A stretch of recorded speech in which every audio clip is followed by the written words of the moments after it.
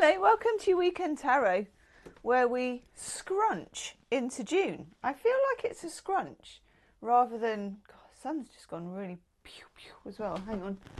Why am I making pew pew noises? Anywho, I feel like it's a scrunch. That's better.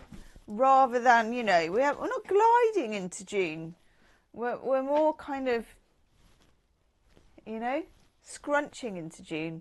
So this is weekend for Saturday 31st, Sunday, the 1st of June. Woohoo! Moon near bright star, Regulus in evening. That was the astrological news. And we've got Moon in Leo. Love a Moon in Leo. Have a little bit of almanac action. Woohoo! Because it's the beginning of the month. Okay, the month ahead. The sun and the moon will perform a beautiful dance this June, one that happens only once every 18.6 years. The sun will be at its highest point in the sky at the summer solstice, and now it rises at its most northerly point on the horizon. Maths face. Definite maths face. The Earth is tipped at an angle of 23.4 degrees. When you hear this, do you get a picture of anything? Because for me, I get that sort of la la la, you know, butterflies, nothing, just nothing, no visual, no understanding whatsoever. The Earth is tipped at an angle of 23.4 degrees as it orbits the sun. And so at different times of the year, different parts of the earth are exposed to more or less sun, creating the seasons. It's complicated being human, isn't it? On the 21st of June, the tilt of the northern hemisphere will be straight towards the sun and the light will be spilling over the North Pole, creating long days and short nights. This is what we want. In fact, that is going to be a t-shirt. Long days, short nights. Love me a long day. Just thinking this the other day when I was out walking at like 9 o'clock at night and the birdies were tweeting and it was that gorgeous kind of light. I love it. Okay. Long days, short nights. Midsummer, when all is light and bright and warm. Everything is responding. Everything is basking.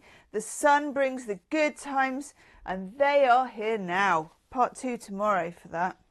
But I'm loving that. That's full of vim and vigour, isn't it? Are you full of vim and vigour? I'm on a go slow still. So yeah, your monthly readings are coming out like this.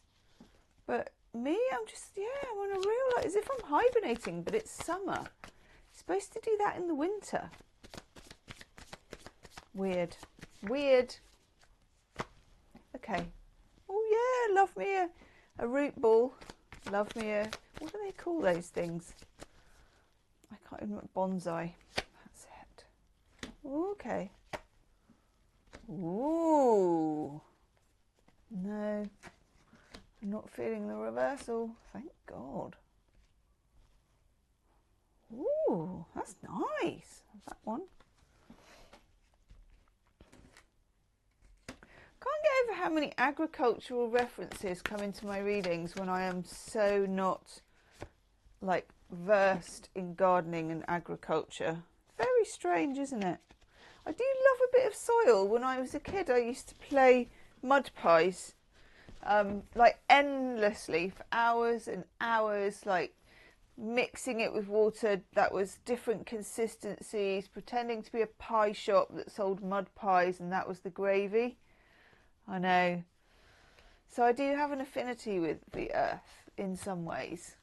Itchy nose. Anyway, overall energy, 4 of Cups. So we have this slightly, you know, catch me outside, how about that type person.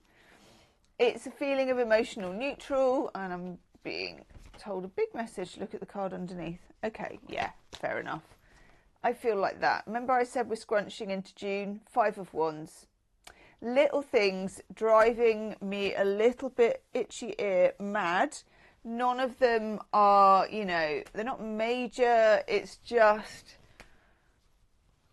again, you know, and like I said, my friends have been getting hold of me and saying, this happened, that happened, this happened, that happened, da da da da da da da. What?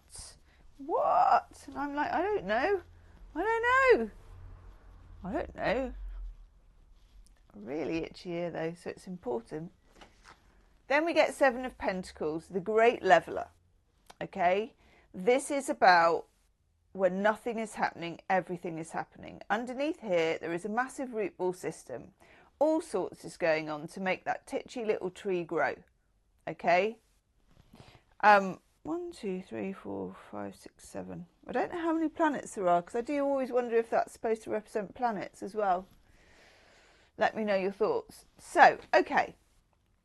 We have this root ball. We have small but beautifully formed thing here.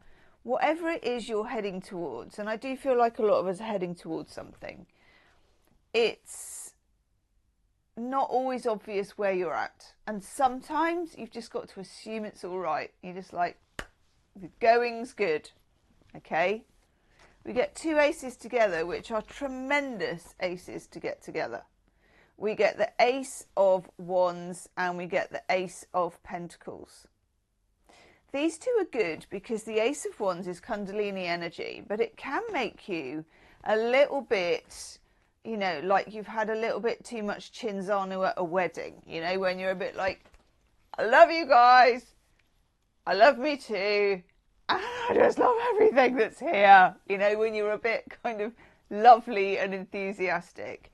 What the Ace of Pentacles does to that is just puts an arm around you and says, let's get you home. Nice cup of tea and a biscuit, put your feet up.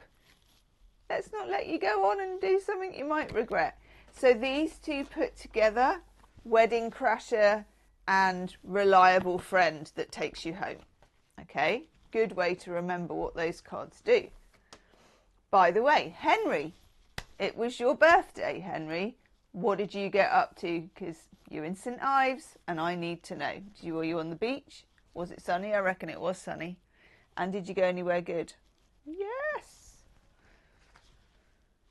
Two of Pentacles, Jupiter in Capricorn. Folk lady doing the worm. So what you're doing here is you're spinning two pentacles around infinity. I know.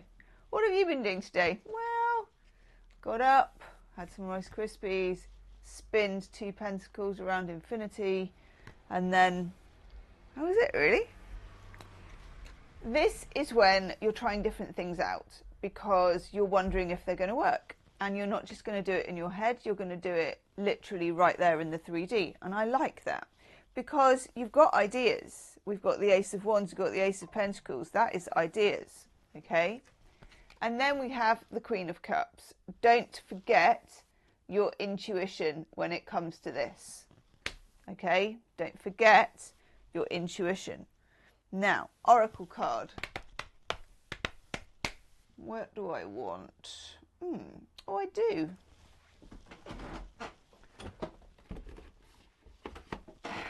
These are bright and buzzy. Crystal Banner, Sign of the Times. Apart from the back of them, I mean, if you had too much Prosecco at someone's wedding, you would not want to be staring at that. Okay.